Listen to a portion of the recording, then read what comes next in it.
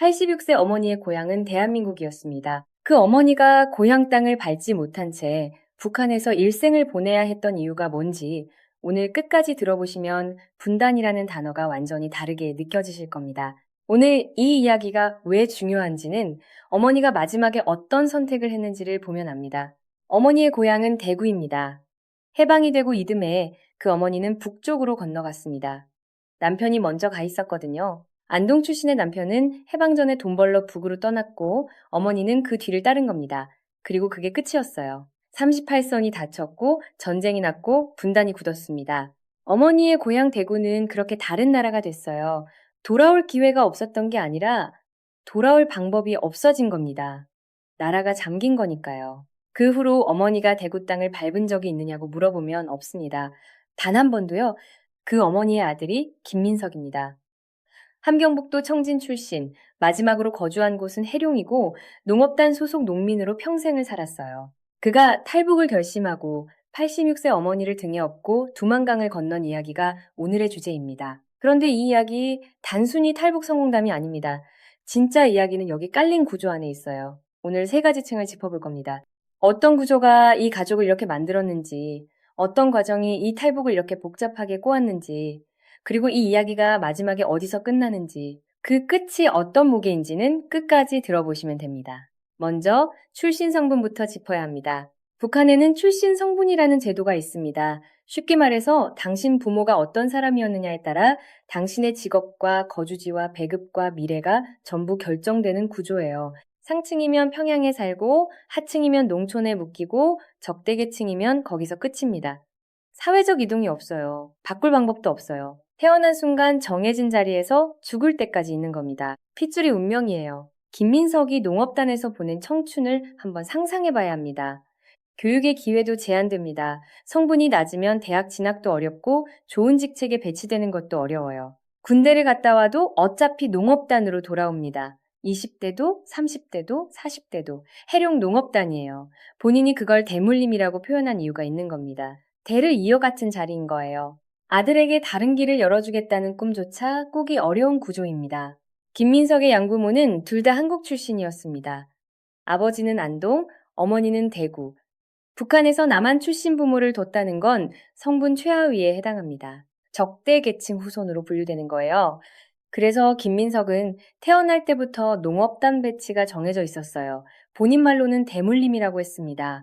부모가 농사꾼이면 자식도 농사꾼이 된다고요? 이게 조선시대 신분제 이야기가 아닙니다. 21세기 북한 이야기예요. 이게 단순히 가난한 게 아닙니다. 부모의 고향이 남한이라는 이유 하나로 태어날 때부터 평생 농부로 묶여버리는 구조예요. 자기 선택이 없어요. 가능성이 없어요.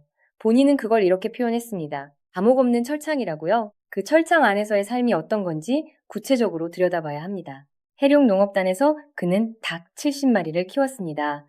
돼지도 있었고 개도 있었어요. 아파트 6층에서 다 키웠습니다. 아파트에서 돼지를 키운다는 게 잘 상상이 안 되시죠? 북한 도시 아파트에서는 그렇게 합니다. 부엌에 돼지가 있고 방에서 닭이 돌아다니는 거예요. 거기에 석탄불을 떼서 분뇨를 태웁니다. 환경 오염이라는 개념이 없는 나라니까요. 그리고 당연하게도 6층까지 물이 제대로 올라오지 않아요. 전압이 낮아서 양수기가 돌질 않거든요. 그래서 중국에서 소형 양수기를 사다가 직접 달았습니다. 그렇게 해서 겨우 물을 올린 거예요. 또 담배도 재배했습니다. 북한에는 연초 납부 의무도 있어서 담배를 키워서 건조한 뒤 곡산 공장에 보내야 해요. 그 대신 가을에 분배해서 쌀로 환산해서 돌려받는 구조입니다. 닭도 기르고 돼지도 기르고 담배도 재배하고 강냉이도 심고 감자도 심고 보리도 심어요. 그 전부가 국가 납부 의무와 연결돼 있습니다. 자기 노동이지만 자기 것이 아닌 거예요. 담배를 재배하는 주민이 그 담배를 피울 수 있냐고요. 피웁니다. 그런데 본인도 나중에는 이게 백해무익이라는 걸 알게 됐다고 했어요. 독한 담배를 독할수록 좋다고 피웠는데 한국 와서 보니 그게 그냥 건강에 나쁜 것이었다는 거죠. 그런데 그 돼지 자기가 키워도 자기가 못 먹습니다. 왜냐하면 인민군대 지원 의무가 있거든요. 집집마다 돼지 한 마리씩 60kg짜리를 인민군에 바쳐야 해요. 못 바치면 가을 분배, 연간 배급에서 삭감됩니다. 내 손으로 키운 짐승을 내가 못 먹는 겁니다. 이걸 농업이라고 불러야 합니까? 아니죠. 이건 강제 징발이에요. 주민의 노동으로 주민이 군대에 바치게 만드는 구조입니다. 노동도, 결과물도 전부 국가 것인 거예요. 땅도 문제였어요. 해룡일 때는 지력이 없어서 곡식이 제대로 안 된다고 했습니다. 땅이 성화돼서 깔라앉았다고 표현했어요. 비료도 없고 농약도 부족하고 기계화도 안 된 상태에서 지력까지 떨어진 땅을 맨손으로 갈고 있는 겁니다. 본인 말대로 북한에서는 사람부터 시작해서 식물, 동물 모두 허약해진다고 했어요. 구조가 허약한 게 아닙니다. 구조가 허약하게 만드는 거예요. OKG짜리 발전기도 있었습니다. 전기가 제대로 안 들어오니까 직접 감아서 만든 발전기였어요. 그게 본인 재산 중에 제일 큰 재산이었대요. 아파트 6층까지 양수기로 물을 올리는 것도 그 발전기 덕분이었고, TV를 보는 것도 그 발전기 덕분이었습니다. 자기가 전기를 만들어서 자기가 쓰는 거예요. 국가에서 받는 전기는 출력이 너무 낮아서 어차피 쓸 수가 없거든요. 한국에 24시간 전기가 들어온다는 건 상상도 못했다고 했습니다. 그래서 그 발전기를 두고 온 걸 지금도 아까워한다고요? 아, 웃음이 나오는 이야기지만 실은 웃을 일이 아닙니다. 발전기가 최대 재산인 사람이 그걸 아까워서 자유보다 2년을 더 머문 거거든요. 체제는 사람을 가두는 게 아닙니다. 떠날 수 없는 이유를 하나씩 만드는 거예요. 닭이 70마리고 돼지가 있고 발전기가 있으면 그 사람은 스스로 남습니다. 그러다 처음으로 두만강을 건넌 게 1차 비법 월경이었습니다. 몰래 넘어서 들어간 곳이 중국 지린성의 연길이에요. 밤의 거리를 처음 봤을 때 본인 표현이 인상적입니다. 세계관이 180도 이상 바뀌었다고 했어요. 그냥 180도가 아니라 이상이라고요. 뭔가를 이해한 게 아닙니다. 눈이 뒤집어진 거예요. 북한에서는 우물 안개구리처럼 깎여 있었다고 했습니다. 그런데 연길에 들어서는 순간 그 우물이 얼마나 작았는지를 처음으로 본 거예요. 동굴 안에서 그림자만 보다가 처음으로 빛 쪽을 돌아본 사람처럼 설명이 안 되는 충격이었을 겁니다. 보이던 게 전부인 줄 알았는데 그게 아닌 걸 눈으로 확인한 거니까요. 그리고 그 충격은 단순한 놀라움이 아니었어요. 평생 믿어온 것들이 한꺼번에 거짓말이 된 순간이에요. 거기서 조선족들이 한 말이 또 있었습니다. 야, 연길은 아무것도 아니야. 한국 가봐라. 거기 가면 네가 뒤로 번져질 거다. 그러면서 한국에서 들어온 드라마도 처음에는 못 믿었대요. 촬영 세트장 같은 거 아니냐고, 쇼를 하는 건 아니냐고 생각했다고요. 그런데 직접 눈으로 연기를 보고 조선족들의 증언까지 들으니 달라졌습니다. 드라마가 연기가 아니라는 걸 인정하게 됐고 그 자리에서 마음을 굳혔어요. 야, 한국을 가야만이 내가 자유롭게 살 수 있다. 여기서 잠깐 멈춰야 합니다. 이게 얼마나 폭력적인 구조인지 보이십니까? 북한이 정보를 차단하는 건 단순히 체제를 보호하려는 통제가 아닙니다. 핵심은 비교 불가능 상태를 유지하는 겁니다. 주민이 비교하는 순간 체제는 명분을 잃어요. 당신들이 잘 살고 있다, 당신들이 행복하다는 말이 유지되려면 다른 세계를 보면 안 됩니다. 김민석이 연길 밤거리 하나를 보고 세계관이 붕괴된 건 우연이 아니에요. 그 붕괴가 일어나지 않도록 설계된 구조 안에 평생 갇혀 있었던 거예요. 그리고 그 구조를 허문 건 총 한 발이 아니었습니다. 연길 밤거리의 가로등이었어요. 연길에서 그가 본 것들을 더 구체적으로 생각해 봐야 합니다. 밤에 가로등이 켜져 있는 거리, 가게들이 불을 밝히고 있는 것, 사람들이 자유롭게 돌아다니는 것. 이게 북한에서는 없는 광경이에요. 북한의 밤은 어둡습니다. 전기가 없으니까요. 도시도 농촌도 밤에는 어두워요. 그런데 연길의 밤에는 불이 켜져 있어요. 가게마다 거리마다. 그 빛이 김민석에게는 충격이었을 겁니다. 어두운 세상이 당연한 줄 알았는데 그게 아닌 거예요. 이 비교 불가능 상태를 유지하기 위해서 북한이 얼마나 많은 에너지를 쓰는지 사실 잘 알려지지 않습니다. 외부 라디오 신호를 차단하는 것도 그거고, 드라마 USB를 단속하는 것도 그거고, 중국 국경 지역 주민에게 추가 감시를 붙이는 것도 그거예요. 비교를 못하게 하는 게 핵심 통치 기술인 겁니다. 국경을 이렇게 철저하게 막는 것도 단순히 탈북을 막으려는 게 아닌 거예요. 비교를 막는 겁니다. 그런데 아이러니하게도 그 비교 차단이 허술해지는 지점이 바로 국경 근처예요. 두만강 근처에 살면 중국 라디오가 들리고 비법 월경을 다녀온 사람이 돌아오면 이야기를 가져옵니다. 김민석이 연길에서 받은 충격이 바로 그 이야기의 파급력이에요. 뉴스에서 탈북 동기를 설명할 때는 배고픔과 빈곤이 중심입니다. 빈곤도 맞아요. 하지만 진짜 임계점은 다른 세계가 존재한다는 걸 알게 된 순간이에요. 비교가 가능해지는 순간입니다. 그 순간까지 도달하지 못하게 막는 게 정보 차단의 실제 목적이에요. 배를 채우지 못해서 넘어오는 사람도 있지만 가로등 하나를 보고 넘어오는 사람도 있는 겁니다. 그리고 북한 체제가 진짜 두려워하는 건 후자예요. 배고픔은 달래줄 수 있어도 비교는 막을 수가 없거든요. 정보 통제는 그래서 총보다 더 중요한 수단인 거예요. 그런데 여기서 한 가지 놓치면 안 되는 게 있습니다. 김민석은 1차 월경에서 바로 한국으로 가지 않았어요. 북한으로 다시 돌아갔습니다. 가족을 데려오기 위해서였어요. 그리고 돌아가서 2년을 더 버텼습니다. 닭과 돼지와 발전기가 아까워서였어요. 이게 이해가 되십니까? 자유를 눈앞에 봤으면서도 닭 70마리 때문에 2년을 더 머문 거예요. 황당하게 들릴 수도 있는데 그게 그 구조의 힘이에요. 사람이 자기 노동의 결과물을 포기하는 건 자유를 포기하는 것보다 어렵습니다. 그게 재산이 만드는 닻이에요. 결국 결심하고 가족 5이 함께 두만강을 건넜어요. 아내, 아이 둘, 86세, 어머니, 가진 걸 다 두고 넘었습니다. 닭도 두고 발전기도 두고 사람들한테 닭이라면서 나눠줬다고 했어요. 그렇게 떠났습니다. 그런데 중국에서 문제가 생겼습니다. 위조 여권을 만들어야 했습니다. 사진이 필요했어요. 가족을 숙소에 두고 혼자 사진관에 갔습니다. 찍고 돌아오다가 딱 잡혔습니다. 사진 한 장 찍으러 나왔다가 가족이 흩어졌습니다.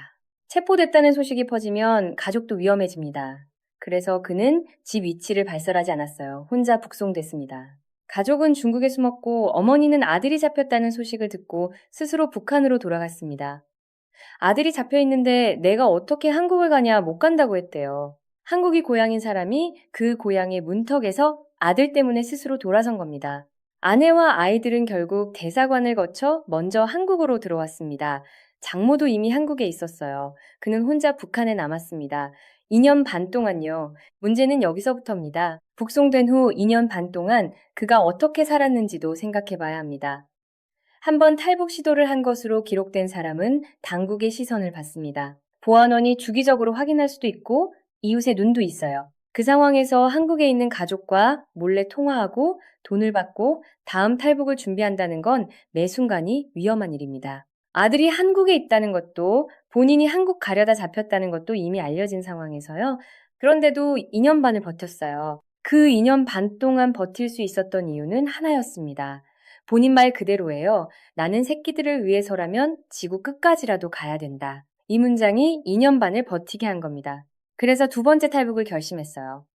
이번에는 달랐습니다. 한국에 있는 가족이 보내준 돈도 있었고 루트도 더 준비됐고 혼자 움직이기로 했어요. 왜냐면 어머니가 먼저 말했거든요. 너한테 짐이 됐다. 이번엔 너 혼자 홀몸으로 움직여라. 여기가 이 이야기의 가장 무거운 지점입니다. 1차 탈북 때 어머니는 두만강을 건넸습니다. 연길에서 약 일주일 있었어요. 한국이 고향인 사람이 처음으로 가장 가까이 다가간 순간이었어요. 그런데 아들이 잡혔고 어머니는 스스로 돌아왔습니다. 아들이 잡혀 있는데 나만 한국에 갈 수 없다고요. 그때 이미 한번 포기한 거예요. 2차 탈북 때는 출발조차 안 했어요. 아들한테 짐이 되지 않겠다고 스스로 포기한 겁니다. 고향 대구가 코앞인데 그 길을 어머니 스스로 닫은 겁니다. 86세 어머니가 고향 땅을 코앞에 뒀다가 스스로 내려온 겁니다. 아들 짐 될까 봐서요. 이 한마디가 분단의 무게입니다. 국경이 막혀 있는 것도 분단이고 이산 가족이 만나지 못하는 것도 분단입니다. 하지만 어머니가 아들 짐 될까 봐 고향 가기를 스스로 포기하는 것도 분단이에요. 총도 없고 철조망도 없는데 분단은 그 사람의 선택 안에서 작동하고 있는 겁니다. 강제가 아니라 사랑이 분단을 완성시킨 거예요. 이게 이 구조가 가장 잔인한 방식입니다. 막는 게 아니라 막고 싶지 않게 만드는 거니까요. 어머니의 이 두 번의 결정을 좀 더 들여다봐야 합니다.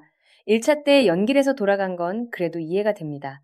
아들이 잡혔으니까요. 그런데 2차 때 출발도 안 한 건 다른 차원의 이야기예요. 아들이 여기 있고 루트도 있고 한국에 이미 가족이 기다리고 있는데 어머니는 스스로 포기했습니다. 짐이 된다는 이유로요. 86세 노인이 산을 넘고 강을 건너는 게 쉽지 않다는 건 사실입니다. 그게 아들에게 부담이 된다는 것도 사실이에요. 하지만 그 판단을 어머니 본인이 하는 겁니다. 국가가 막는 게 아니라 어머니 스스로 막는 거예요. 분단의 구조가 사람 안으로 들어와서 그 사람이 스스로 분단을 선택하게 만드는 거예요. 뉴스에서는 탈북 성공 여부만 다룹니다. 탈북했다, 못했다, 북송됐다. 하지만 86세 어머니가 두 번의 기회 앞에서 두 번 다 스스로 물러선 이 이야기는 거의 다뤄지지 않아. 이게 단순히 불쌍한 이야기가 아닙니다. 분단이 어떻게 인간의 선택 안으로 들어와 작동하는지 이 어머니의 두 번의 결정이 그걸 가장 정확하게 보여주고 있어요. 분단은 구조일 뿐 아니라 사람의 마음 안에서 완성되는 것이기도 합니다. 그리고 이걸 이해하지 못하면 통일이라는 말이 어떤 무게인지도 느끼기 어려워요. 이런 이야기가 김민석 한 사람의 이야기가 아니라는 게 더 무거운 부분입니다. 분단 80년 동안 비슷한 선택을 강요받은 사람들이 얼마나 됩니까? 해방 후 잠시북에 갔다가 돌아오지 못한 사람들, 전쟁 중에 피랑 갔다가 가족과 헤어진 사람들, 강한 아를 사이에 두고 평생 연락하지 못한 사람들. 그 사람들이 돌아가기 전에 고향 땅을 밟는 게 소원이라고 했을 때 그 소원이 얼마나 이루어졌는지 생각해보면 숫자로 나오지 않는 무게가 있습니다. 김민석은 혼자 두 번째 탈북에 성공했고 가족과 재회했습니다. 어머니는 지금도 북한에 있습니다. 대구가 고향인 그 어머니가요. 김민석은 인터뷰에서 이렇게 말했습니다. 어머니한테 죄를 지었다고요. 진짜 죄를 졌다고요. 자식이 어머니한테 죄를 지었다고. 그 죄는 그의 것이 아닙니다. 이건 단순히 한 가족의 비극이 아닙니다. 이 구조가 지금 이 순간에도 북한 안에서 작동하고 있다는 게 핵심이에요. 출신 성분이 바뀌지 않았고, 정보 차단이 바뀌지 않았고, 국경 통제가 바뀌지 않았습니다. 김민석이 경험한 그 구조 안에 지금도 수백만 명이 있습니다. 해방 이후 80년 동안 두 개의 체제가 한반도 위에서 싸운 것입니다. 대구가 고향인 한 노인이 평생 고향을 못 밟고 86세에도 아들 짐들까봐 스스로 남겠다고 결정하는 이 이야기는 이념 싸움이나 안보 프레임 어디에도 속하지 않습니다. 이건 그냥 한 가족의 이야기예요. 분단이라는 구조가 한 가족에게 남긴 자국입니다. 1983년 KBS 이산가족 찾기 생방송을 기억하시는 분들이 있을 겁니다. 그때 사람들이 울었던 이유가 뭔지 아십니까? 이름 하나, 고향 이름 하나를 들고 나온 사람들의 얼굴 때문이었어요. 그 얼굴이 지금도 있습니다. 형태가 달라졌을 뿐이에요. 방송 카메라 앞이 아니라 탈북 인터뷰 앞에 앉아 있는 겁니다. 그리고 그 사람들이 안고 있는 죄책감도 여전히 있어요. 체제가 만들어준 죄책감을 본인이 지고 있는 거예요. 어머니한테 죄를 지었다는 그 말이 바로 그 죄책감입니다. 탈북자들이 한국에 와서 가장 먼저 받는 질문 중 하나가 왜 더 일찍 오지 않았냐는 겁니다. 그 질문에는 암묵적인 전제가 있어요. 자유로운 삶이 좋다는 걸 알면 빨리 오는 게 당연하지 않냐는 거죠. 하지만 그건 비교가 가능한 사람의 시각입니다. 비교가 불가능한 상태에서는 지금이 나쁜 줄도 모릅니다. 북한 주민들이 탈북하지 않는 건 의지가 없는 게 아니에요. 다른 세상이 있다는 걸 모르거나 알아도 갈 수 있다는 걸 모르거나 알아도 두려움이 더 크거나 그 중 하나입니다. 김민석이 연기를 보고 나서야 결심한 건 그 첫 번째 장벽을 극복한 거예요. 우리는 이 이야기를 통일 문제라고 부릅니다. 정치적 사안이라고 부릅니다. 남북관계 현안이라고 부릅니다. 하지만 김민석에게 이건 그냥 어머니 이야기입니다.